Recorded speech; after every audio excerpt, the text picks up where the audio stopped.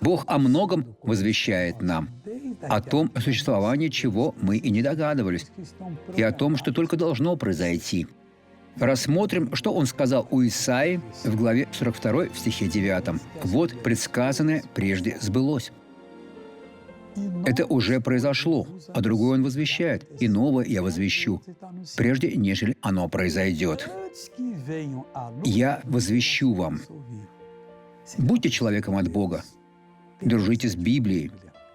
Всегда читайте Библию, молитесь. И не принимайте ничего от лукавого, который приходит только, чтобы испортить вам жизнь. И тогда вы будете счастливы в этой жизни и целую вечность. Посмотрите на благословленного человека. 3 или 4 года я посещала ревматолога, так как чувствовала сильную боль в ногах из-за артроза и остеопороза.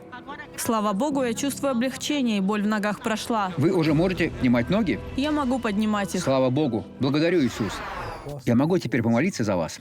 Давайте помолимся. Отец, мы пришли во имя Иисуса, чтобы всех благословить. Мы не приемлем,